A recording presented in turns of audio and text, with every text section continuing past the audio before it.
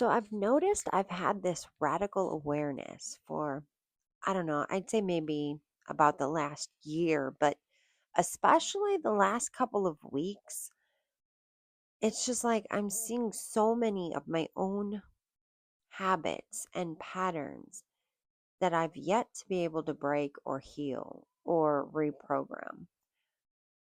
But for anyone who feels stuck or feels like they're repeating patterns, it doesn't matter in what part of your life, okay? If it's romantic or career or finances, spiritual, health, family, wherever you're noticing the patterns that you are not sure yet how to end, how to close out. It can be extremely difficult to maneuver when you notice a cycle repeating that you're caught in, but you can't figure out how to make it stop. That is one of the most crazy making, insane feelings a person can go through.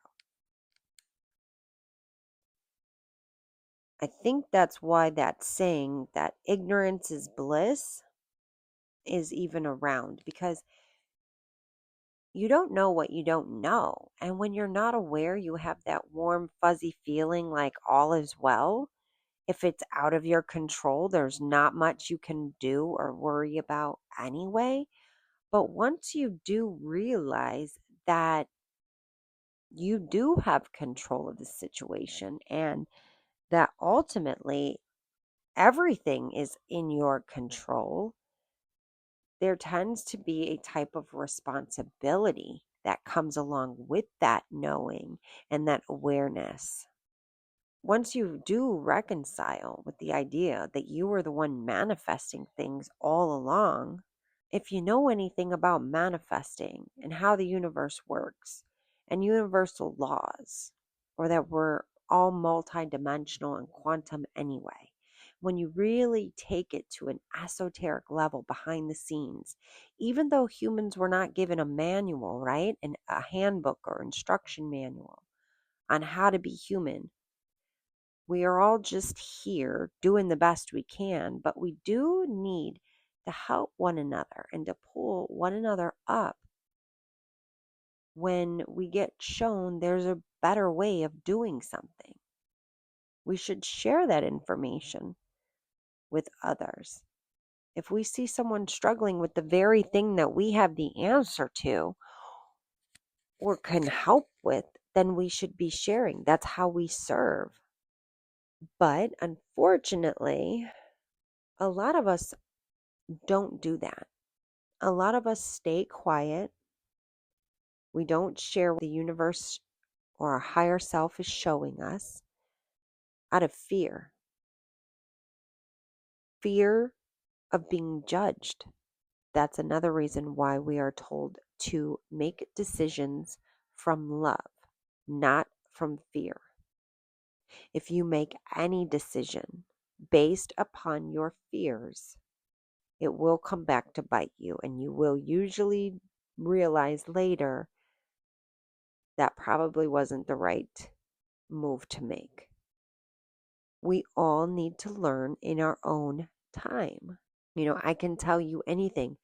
You can tell me anything. But until my own mind can expand in order to see your point of view, your perspective, and what you're trying to explain to me, until that exact moment happens, I may not understand it. It may sound like you're speaking different language. But once it does happen, it's going to make perfect sense. And that's why when we do know of a better way of doing something, a problem that we've struggled with for years, and then we finally see the answer ourselves, we should put that information out. In today's day and age with the internet and social media, there is no excuse why we can't be sharing our lessons and our experiences and our wisdom. It's how we turn our lessons into wisdom is by putting it into use, into practical use. So when you share that with somebody, that is a form of putting it into practical use. You change it for yourself, and ultimately, you no longer allow fear to hold you back. You no longer care how you might be judged or look. I mean, let's keep it real, guys.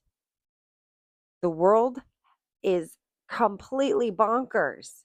You know, people are bonkers. People are fighting about this person, this Republican, and that Democrat, and this congressman, and that senator, and, your child's team over here in middle school versus this middle school team. Bonkers. Okay. We're fighting over the dumbest shit because our heads are so twisted up. We're being pitted against one another. We're so involved and enveloped in this fake, phony, non existent problem, but we believe it's the problem when that's just a symptom. It's just like anything else as humans do. We're focusing and treating a symptom instead of the root cause. Medicine does that. Politics does that. Nobody's getting to the root cause. But here, when we finally have breakthroughs where we see our own root causes, we need to add it to the human being instruction manual and put that shit out and share it. Despite if we think we're going to look crazy or if people are going to judge us or not. Because guess what? Like I just said, everybody looks crazy. The world is just crazy enough right now for me to come out of my shell and not give a fuck. And I stand on that. There's not much more. I mean, it is just bananas out here. So I don't have any more qualms about looking stupid. This is why I make content, and people probably think my content, some of it is cringy, but I'm doing it on purpose. I'm doing the cringy shit. I'm challenging myself because I don't care. That's how much I think it's funny. I can make fun of myself. I can make fun of other people if it's in a kind-hearted way. I think if you can do some of the most cringiest stuff and not give a shit, then you can get out there and teach what you need to teach in all seriousness when it comes down to it. Because you've already embarrassed the shit out of yourself. What more do you have to lose? And that's what I've been practicing over these past several months, is just getting on and doing whatever the fuck I want, no matter how stupid I look. I don't care. And you shouldn't either. If you have something to say or something that you believe would add value to somebody else's struggles and lives and help them out of a struggle, share it. I don't care if you know what to say, what kind of background, if your hair's done. It doesn't matter if you have the right lighting, the right microphone setup. It doesn't matter at the end of the day. What matters is the wisdom you're passing down and sharing. Because believe it or not, we do have soul contracts. We have agreements that we came here in order to fulfill with certain people. And if you don't fulfill your end of that bargain, like say part of your soul contract was to work with another person and you two were supposed to do something together that brings healing to the planet in some way, shape, or form. Okay. No details, but just in a general sense, that would be what a soul contract could be.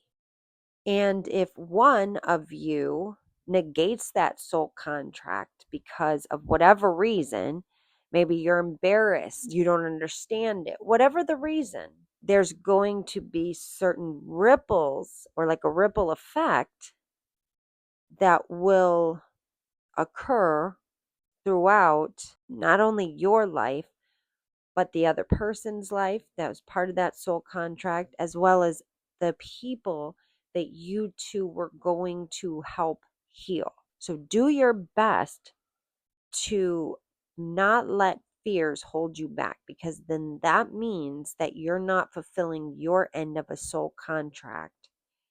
And it does tend to cause certain issues with what you're trying to manifest or what you're trying to heal or cycles you're trying to close. But that's one way of looking at it. Another way could be that just you alone have a soul contract where you've agreed to help, like, say, 200,000 people. Okay, before you incarnated here on the planet, you agreed to, once you got to this certain point of awareness and, your conscious mind expanding, ascension, whatever you want to call it, you're starting to understand the messages and the lessons, and you have wisdom to share. But you're afraid to share it. You're afraid to get on social media. You're afraid to write the book. You're afraid to start the vlog or whatever. The longer you delay that, the longer you are delaying your own evolution, your own abundance, your own freedom from those restrictive, stagnant past cycles. So you do have to take a leap of faith. You do have to start putting your own self out there and trust that the people that you are here to get this information out to will find you. As soon as you start making the content and putting out the frequency of what you are offering, the information that you have to offer, the people who would be attracted to it because they need that information will find you. This is how quantum energy, quantum physics works. So just trust and know that, and sit back and share confidently. Even if it's not confidently, bravely then. Share bravely, courageously. Yes, you might be afraid, but do it anyway. Because otherwise you are holding your own self back. And that is the crazy making mentality. When you know better, but you don't do better because of fear or because of confusion or whatever it is. But usually it's fear. There's some sort of fear-based thinking or mentality, scarcity, whatever it may be, that is interwoven, and it's making the message confusing or cloudy. So anyway, that is what I wanted to talk about, was, just put it out there. Just, because the way that we manifest, it being 95% from our subconscious programming, if we understand that whatever has been programmed into our subconscious mind is what we are manifesting in our 3D reality, then you will see the importance why we should not just be ignoring our 3D reality and saying, oh, it's not really real anyway, or whatever. It's a hologram. That's not true. Our 3D reality is our feedback loop. It's our feedback, and it does provide very valuable feedback as to what we need to change, like what's working and what's not.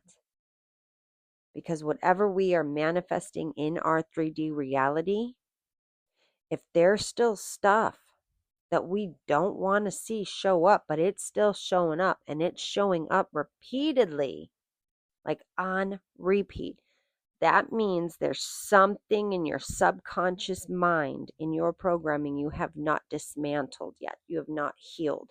You've not gotten to the core yet. So whatever that thing is, I want you to write it down. What keeps showing up that you don't want? Is it scarcity? Is it lack mentality? Are you broke as fuck and you are scared? Write that down and then try to take it back to the very beginning. When did you first in this lifetime feel that way? Was it childhood? Were you taught this in childhood? And it could be about anything. It doesn't have to be about finances, but it will